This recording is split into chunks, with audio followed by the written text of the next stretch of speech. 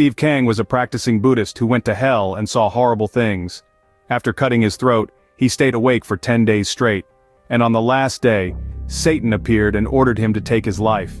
And it stays until the end, because it is surprising. My name is Steve. I grew up in South Korea and was born in Seoul until I was 9 years old. I remember living with my aunts, grandma and grandma. There were 10 of us sleeping in the same room, so we had a very cozy communal life.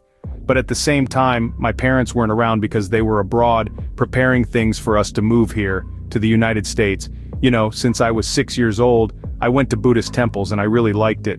Unlike the other children, I asked the monks questions, I slept there and I went there every week.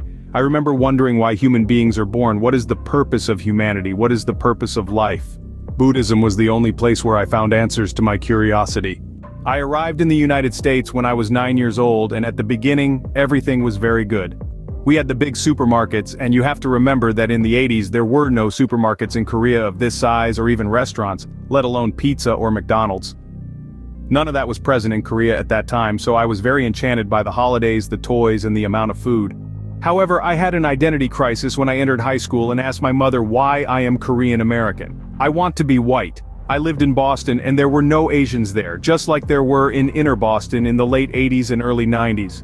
We were the minority of minorities. There were no Asian American role models there. We were all Caucasian, Puerto Rican, or African American back then, and that created not only confusion, but the confusion turned to anger.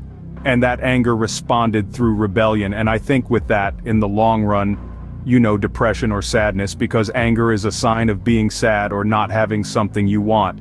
Therefore, I think there is a great relationship in all of this. I don't want you to think that I used drugs for a long time. In fact, I used drugs during this period. I smoked marijuana from time to time while living with my friends. We had huge bags of drugs coming in and out. We transported it, carried it, sold it, smoked it 3 times a day. School opened in the fall and I was trying to readjust to life, but I couldn't because I was so drugged that another guy showed up and we smoked again. But this is where something really crazy happens. I used what is called the bowl of death. And the bowl of death is the street name for heroin, cocaine, and PCP. It looks like marijuana, but it's mixed. And when I smoked this drug, I stayed awake for 10 days straight. After the 3rd day I was awake, I lost sight of the date, time, and who I was. On the last day, I actually had an encounter with who I believed to be Satan. He came to me in an open vision, looked like an Asian, and told me, "I know you, you are going through a very difficult time." I said yes right away, thinking it was my Buddhist God. So when he came to me he said, "It's time for you to take your life. Cut your neck, cut your stomach, and I'll spare you hell." I didn't know Jesus at that time, so that's exactly what I did. I went to the kitchen with my mother at home, took the biggest knife I could find, and cut my neck and also my belly. You know, I lost a lot of blood. My mother entered the room and saw me dying. She called 911, and the police came to try to take the knife away from me. They came in within about a minute, and I noticed with them. They took out the knife, punched me and hit me with a bat. That's when I passed out. After being hit by the bat, I was taken to the hospital. And in the hospital it was when I lost consciousness before the surgery and I saw myself. But I didn't see that false god Satan coming like an old man. But I was sinking. It felt like an elevator falling. And after 5 minutes of this horrible feeling of being abandoned and fear being multiplied by 100, something much worse than anything you can feel here on earth, I landed. I looked around. And it was hell. And how can I know it was hell? Because when I got there, during this experience, I looked around, and there were so many people. They were countless, and I was not one of them. Home, the demons were in the ceiling. They were everywhere. I felt pain. I knew I was a sinner and that I would never leave that place. I don't know where that idea came from, I just knew it supernaturally, I knew it instinctively. It was then that I realized that I had committed. That's when I realized I had made a big mistake. I woke up the next day, told I'd been blacked out for 12 hours, but that had only been a 5-minute visit to hell. I knew I didn't want to go back there because there was a lot of hope, a great feeling of loneliness and pain. When I came out of that, I was very traumatized for the next 3 months because that was very painful. Jesus talks about a place of torment where the fire cannot be quenched and there is no stopping the gnashing of teeth. I felt heat, I felt darkness, I felt hopelessness. And that's how I knew this experience was biblically valid, because it was exactly as Jesus said. When I opened my eyes, I was surrounded by shepherds. They asked if I wanted to say the sinner's prayer, and I was like, yeah, of course I want to. I was very relieved and scared of hell, relieved to be alive, and at the same time, I think I said the prayer about 10 times.